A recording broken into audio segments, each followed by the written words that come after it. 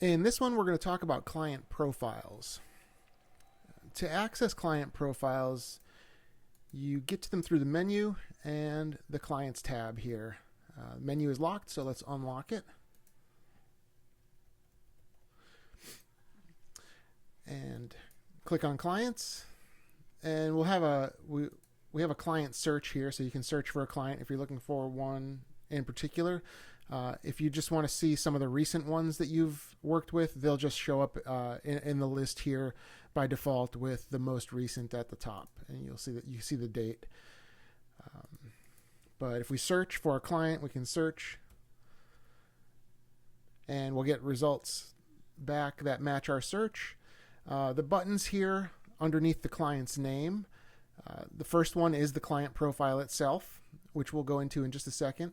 The second one is a new form. So this is just like making a new client form, or I'm sorry, a return client form based on the return client lookup on the home screen. So this will just load up a new form, and it'll preload that client's information into the form.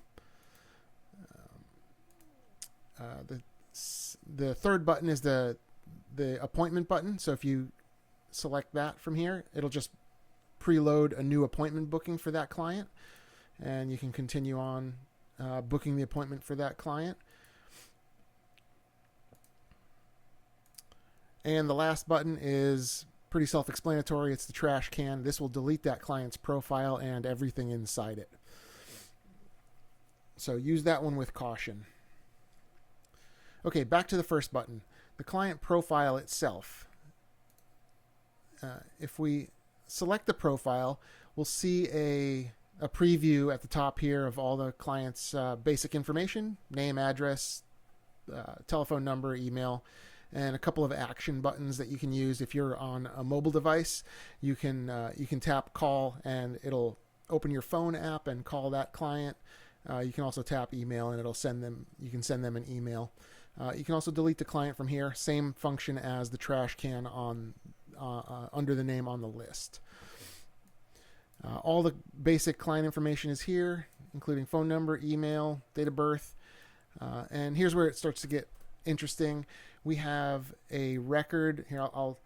We'll collapse these up, and we'll go through these one at a time. So each of these sections contains basically the client's history.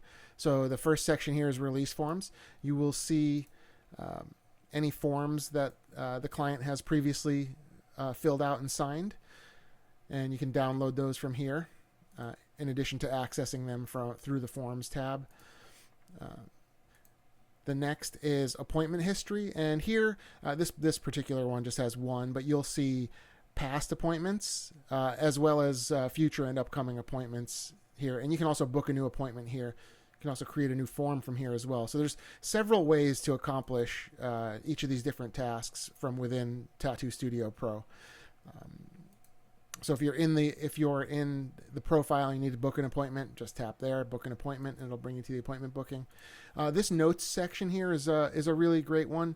This is in addition to the notes that appear on the release forms. So on your forms, you'll have some notes, and those notes are accessed through the form completion process, through the intake and the checkout.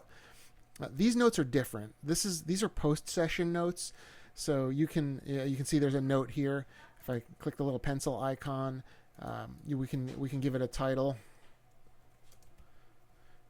My note, and you can type in any information about the session, information about the client, anything that you really want to keep track of and keep records on.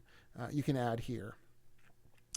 You can save there. You can also delete those pretty easily with the trash can icon. And then the last section here is attachments, and you can see that these attachments are essentially just photos. You can also upload other types of files here, like PDF files or anything like that.